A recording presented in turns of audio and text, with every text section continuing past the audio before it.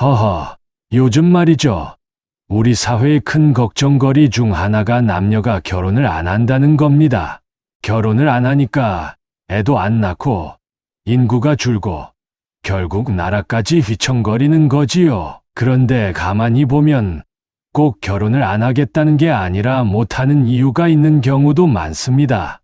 제가 얼마 전에 진료를 보다 보니까 건장한 청년 하나가 왔어요. 얼굴도 좋고 체격도 좋고 딱 보기엔 멀쩡한데 자기가 결혼을 앞두고 고민이 있다는 겁니다. 알고 보니 조루 증상 때문에 자신감이 없어서 결혼을 미루고 있다는 거예요. 우리 같은 세대에선 상상도 못할 이야기인데 요즘 젊은 사람들 사이에선 이런 고민이 꽤 많다고 하더군요. 이 조루라는 게 단순히 몸만의 문제가 아닙니다.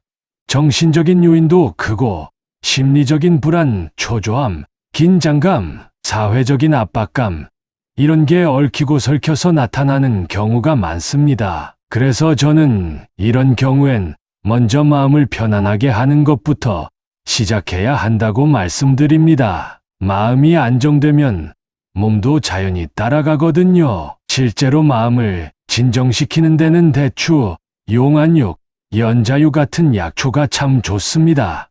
이건 약이기도 하지만 음식처럼 드실 수 있고 몸에 부담도 없어서 누구나 드시기 좋지요. 그리고 또 하나, 요즘 남성 불임도 큰 문제입니다.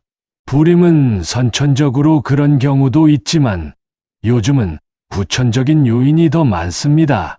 그 중에서도 환경오염, 공해, 잘못된 식습관이 큰 원인이 됩니다. 요즘 젊은이들 보면 패스트푸드며 탄산음료, 기름진 음식에만 익숙해져 있어요. 이런 걸 계속 먹다 보면 몸이 점점 망가지는 겁니다.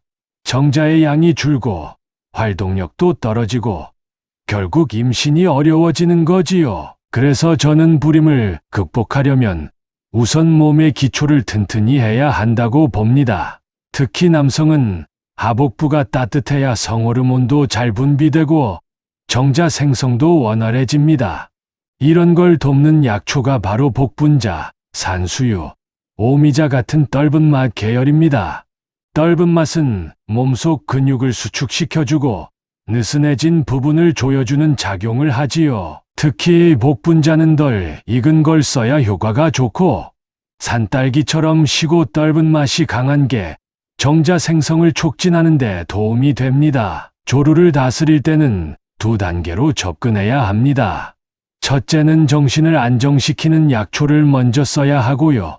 둘째는 기능을 활성화시키는 약초를 함께 써야 합니다.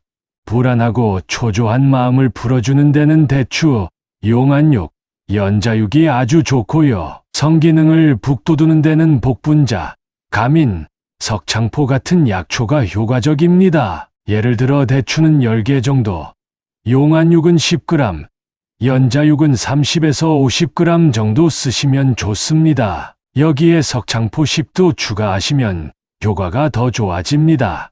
이 약초들을 물 1리터에 넣고 2시간 정도 은근한 불에 달여서 하루 23번 나눠 드시면 됩니다.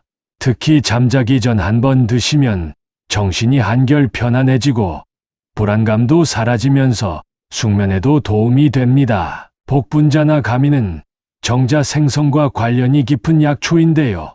복분자는 하루 30에서 50g까지 드셔도 무방하고 가미는 10에서 15g 정도 쓰시면 됩니다. 이걸 물에 넣고 달여서 공복에 하루 2~3번 나눠 드시면 불임 개선에도 큰 도움이 됩니다.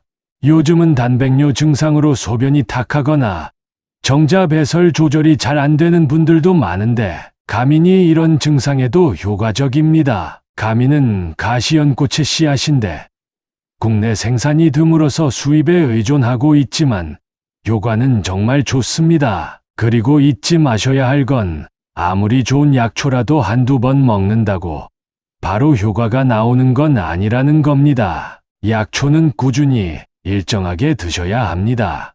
그래야 몸속 밸런스가 맞춰지고 변화가 일어나는 겁니다. 우리 같은 노인분들이든 요즘 젊은이들이든 몸이 약해졌다고 낙담하지 마시고요. 오늘 제가 말씀드린 약초들 기억해 두셨다가 차근차근 챙겨 드셔보시길 바랍니다. 조루도 불임도 몸을 알고 다스리면 충분히 좋아질 수 있는 일입니다. 자연이 준 귀한 약초 잘 쓰시면 큰 힘이 됩니다.